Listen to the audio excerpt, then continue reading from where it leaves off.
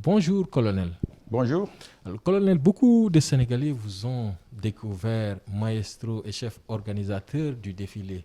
Alors, comment a démarré votre parcours dans l'armée et comment est partie votre aventure avec le défilé? Bon, mon parcours avec le défilé, c'est parce que j'étais comme zone. Et avant d'être comme zone même, d'ailleurs, j'étais DIRPA. Et quand on est DIRPA, donc on est très impliqué dans l'organisation du défilé, ne serait-ce que par l'interaction avec les journalistes, les informations à faire passer. Et ensuite, j'étais nommé comme zone organisateur de ce défilé-là. Mais bon, mon parcours, j'ai commencé ma carrière militaire en 79. J'ai été sélectionné après le concours national. J'ai été envoyé au Maroc, à l'Académie royale militaire de Magnès, où j'ai fait 3 ans. Quand je suis sorti de là-bas, je suis revenu au Sénégal. Juste le temps de m'imprégner un peu de la situation des armées du Sénégal pour repartir en stage également aux États-Unis. J'ai fait des cours, je suis revenu, j'ai été au Mali. J'ai fait beaucoup de stages quand même dans ma carrière. Bon, j'ai eu la chance également d'avoir commandé à tous les échelons. Ça, c'est une chance, parce qu'il y en a beaucoup qui n'ont pas eu la chance de commander à tous les échelons. Tous les échelons, ça veut dire depuis sous-lieutenant, sorti d'école, lieutenant, commandant de compagnie en Casamance, capitaine Casamance, commandant, j'étais également en Casamance pratiquement. J'ai fait les écoles militaires, j'ai travaillé à l'état-major général des armées, j'ai été également à une mission onusienne, j'ai été dans une ambassade comme attaché de défense, j'ai été même directeur du service civique national au ministère de la Jeunesse, avant de terminer ma carrière pour ensuite bifurquer un peu vers l'agence d'assistance à la sécurité de proximité. Donc j'ai fait 38 ans pratiquement de carrière militaire, 3 ans à l'agence, ça fait 41 années quand même que je travaille dans ce domaine de sécurité. Donc je crois que c'est pas petit quand même. Et que devient la vie du colonel Wardini après l'armée? Bon, après l'armée, j'ai pris quelques 6 mois de repos, le temps de terminer ma maison là où je suis. Et j'étais appelé à l'agence. J'ai travaillé à l'agence 3 ans. Je viens de passer les consignes hier, le 31 hier. Donc j'ai enlevé le commandement, j'ai cessé de commander hier. Je me repose encore et on verra. De toute façon. Mais vous avez des projets. Bon, moi, en ce moment-là, vraiment, mon projet se résumera à aider, à conseiller les jeunes, à être au chevet des enfants pour les orienter, les aider, parce que de toute façon, tout ce qu'on devait faire, on l'a déjà fait. Ce n'est pas maintenant qu'on va commencer à bâtir une vie. On a déjà fait, on a déjà construit ce qu'il fallait construire, on a travaillé, on a servi. Maintenant, je crois qu'on est dans le domaine maintenant du conseil, et orienter les enfants, les encadrer. Je crois que c'est notre rôle, ce qu'il nous reste à faire. Mais qu'est-ce qui vous a le plus marqué durant votre carrière dans l'armée sénégalaise? Ce qui m'a le plus marqué, vraiment, c'est surtout mon commandement de chef de corps.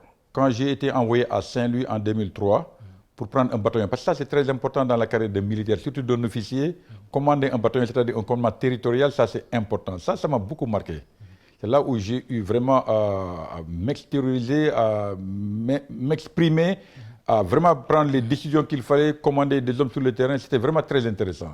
Et après ça, la deuxième chose qui m'a beaucoup plu, c'est surtout quand on m'a envoyé comme DIRPA, la communication. Là, vraiment, c'est à travers la communication que j'ai connu pratiquement l'armée dans son intégralité, que j'ai connu les journalistes, le monde extérieur, comment travailler avec la presse, comment informer le peuple. Je crois que ça, c'était c'est la deuxième chose qui m'a beaucoup plu dans ma carrière, mais c'est surtout mon travail de commandant de zone, commandant militaire de zone qui est commandement territorial également, toujours dans le cheminement de la carrière d'un officier. Ça, c'est très important également. Ça m'a beaucoup plu. J'ai eu à commander la zone militaire numéro 1 pendant 3 ans et demi. Et pendant ces 3 ans et demi, j'ai eu l'honneur de commander, comme j'ai l'habitude de dire à tout le monde, de commander l'unique défilé du cinquantenaire au Sénégal. Parce que depuis notre indépendance jusqu'à maintenant, je crois qu'on a eu un seul cinquantenaire. Je devais certes partir avant 2010, parce que j'ai été nommé en 2008 là-bas. 2009, en général, comme je ne fais 2 ans. Mais quand je devais partir en 2009-2010, le SEMGA en place, Abdoulaye Fall, m'avait demandé d'attendre le défilé du cinquantenaire parce qu'il ne voulait pas prendre le risque de nommer un nouveau. Et c'était un grand défilé à faire. Donc j'ai eu l'honneur vraiment de commander ce défilé du cinquantenaire. Et ça m'a beaucoup plu parce que j'ai eu sous mon commandement, comme je l'ai dit à tout le monde, j'ai eu des Français sous mon commandement ce jour-là, j'ai eu des Marocains, beaucoup de pays africains, surtout les troupes sénégalaises. Et là, c'est vraiment un honneur que je n'oublierai jamais de ma vie, je crois. C'était votre meilleur défilé ou? Ah, bon, j'ai été félicité par le président, par le chef d'état-major, par tout le monde parlait de Wardini. C'était un bon défilé parce que ça a été en présence de beaucoup de chefs d'État africains. Si vous vous rappelez bien, c'était l'année où on inaugurait également le monument de la Renaissance africaine. Bien sûr. Donc j'ai organisé le monument le 3, le 4, j'ai fait le défilé. Donc il y avait tous les chefs d'État du monde ici pratiquement, africains en tout cas, et il y avait toutes les caméras du monde, tout le monde était là. Donc c'était un challenge, un défi qu'il ne fallait pas rater. Et Dieu merci, je crois que j'avais passé le test en tout cas.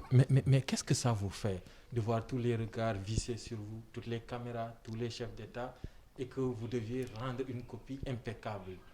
Bon, ça nous motive davantage, ça nous pousse à prouver notre professionnalisme.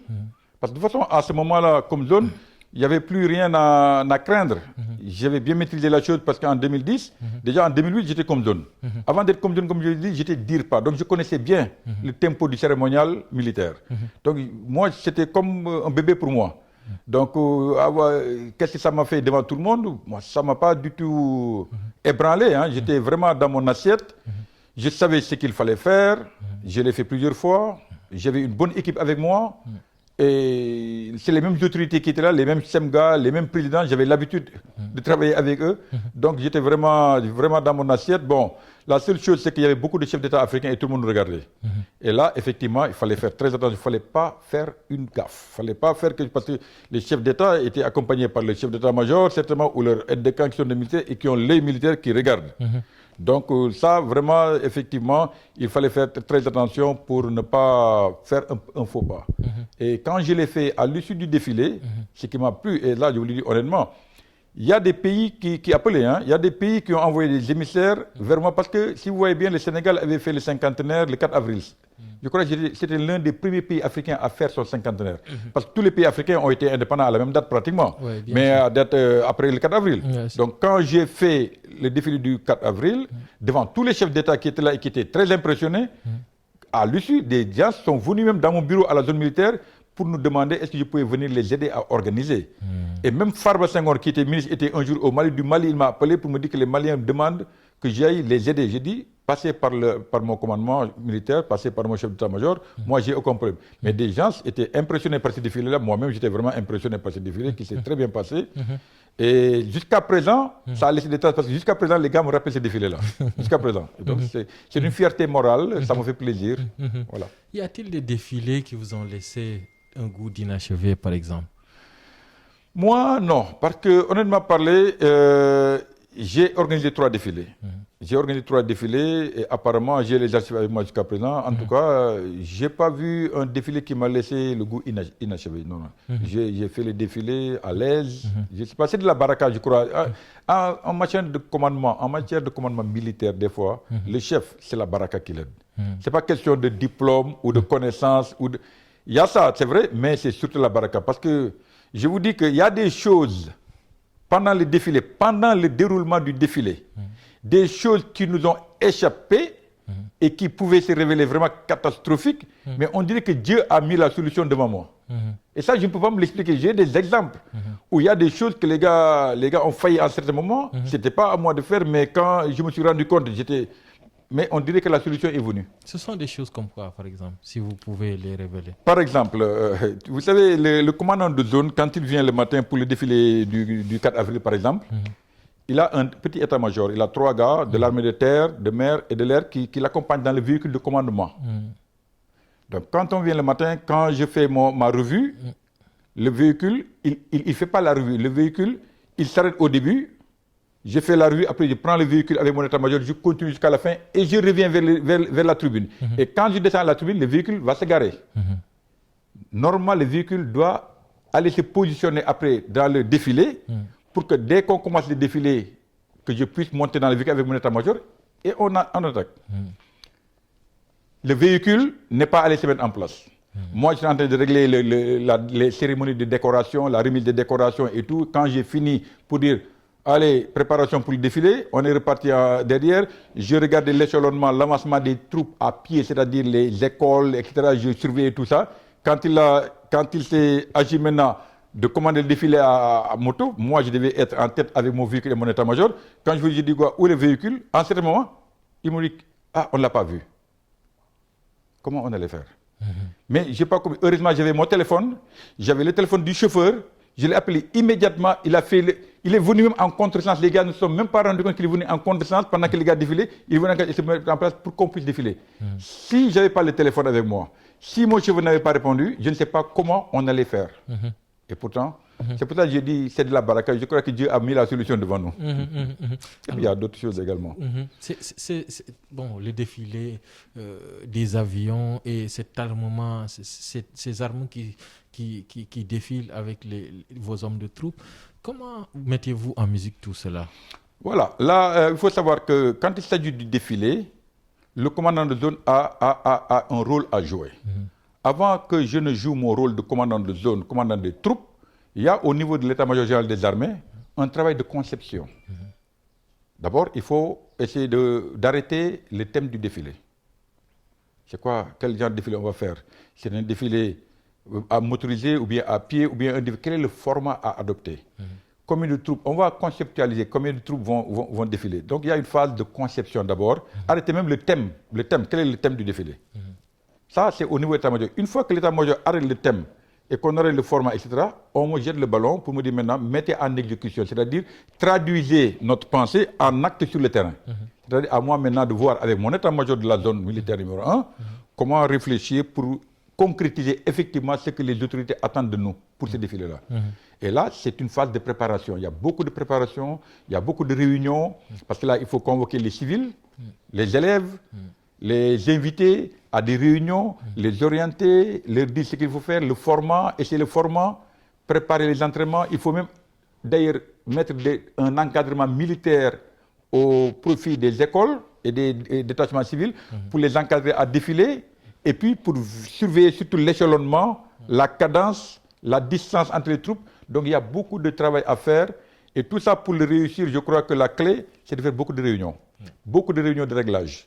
Appelez les gars, chaque fois, moi pratiquement chaque semaine ou chaque 2 semaines, je convoquais civils et militaires à l'état-major pour les mettre au courant de l'évolution de la chose, vérifier est-ce qu'ils ont leur tenue, est-ce qu'ils sont prêts, est-ce que le défilé ça pose des problèmes, ça ne pose pas de problème, quelles sont les difficultés pour les régler. Parce que après tout, le commandant de zone est responsable du défilé. Si ça marche, c'est le comme zone. Si ça ne marche pas, c'est le comme zone. Donc j'ai intérêt à m'assurer que les gens sont bien entraînés, en mettant des encadreurs à leur niveau, m'assurer que les gens ont les tenues propres et belles, parce qu'il faut vérifier les tenues également. Il ne faut pas laisser les gars venir défiler dans n'importe quelle tenue désordonnée. Non, il faut que ça soit uniforme et bien net. Il faut vérifier est-ce que les gens ont l'argent pour acheter les tenues. S'ils n'ont pas, je les réfère à des ministères, je les réfère à des partenaires, à des sponsoring, pour qu'on puisse au moins les aider à s'habiller correctement, parce que c'est la fête de l'armée, c'est la fête de la jeunesse également. Et tout le monde est là, devant les diplomates, devant les camarades du monde. Il faut qu'on prenne une belle image. Pour préparer une belle image maintenant, il faut se préparer, vérifier. Des réunions en plus fini, des réunions jusqu'au dernier jour. Donc ça, c'est la phase de préparation. Il y a également le site à organiser, les tentes, les tribunes à mettre en place, le pavoisement en drapeau, le traçage, tout ça, il y a le gardiennage du site. Tout ça, c'était tellement de choses, mais ça va vite. Ça va vite, hein, parce que quand on a une équipe et qu'on est rodé là-dessus, vraiment, ça ne pose pas trop de problèmes. Mais c'est du sérieux. Si on ne s'y met pas, on risque de taper à gauche.